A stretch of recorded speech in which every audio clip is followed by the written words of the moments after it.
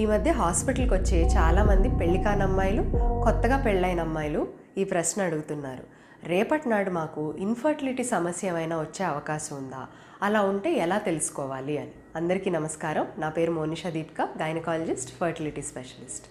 మీకు కూడా ఇటువంటి ప్రశ్నలు ఉంటే డాక్టర్ దగ్గరికి వెళ్లే ముందే ఏమి గమనించాలో నేను చెప్తాను. మొదటిది, నెల నెల మీకు పీరియడ్స్ లేదా ఋతుస్రావం కరెక్ట్గా సమయానికి అవుతుందా లేదా అనేది. ఒకవేళ సరిగ్గా జరగకపోతే నెల నెల మీకు అండం రిలీజ్ అవనట్టు.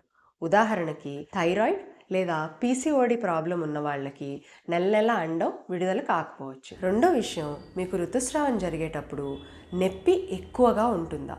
అలా ఉన్న వాళ్ళకి ఎండోమెట్రియోసిస్ లేకపోతే ఫైబ్రాయిడ్స్ ఇటువంటి సమస్యలు ఉండే అవకాశం ఉంది. మూడో విషయం, ఋతుస్రావం సమయంలో ఎక్కువగా బ్లీడింగ్ అయితే మళ్ళీ థైరాయిడ్ సమస్యలు, ఎండోమెట్రియోసిస్, ఫైబ్రాయిడ్స్ వీటిల్లో ఏవైనా ఉండొచ్చు. వాటి వల్ల పిల్లలు కలగటానికి ఇబ్బంది కలగచ్చు. నాలుగో విషయం, భార్యాభర్తలు కలిసినప్పుడు కొంతమందికి నొప్పి వస్తూ ఉంటుంది. ఇన్ఫెక్షన్స్ వల్ల కూడా అయి ఉండొచ్చు, ఎండోమెట్రియోసిస్ వల్ల కూడా అయి ఉండొచ్చు.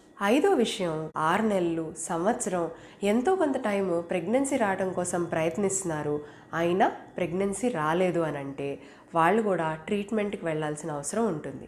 ట్రీట్మెంట్ అంటే ప్రతిసారి చాలా పెద్దది అవ్వాల్సిన అవసరం లేదు.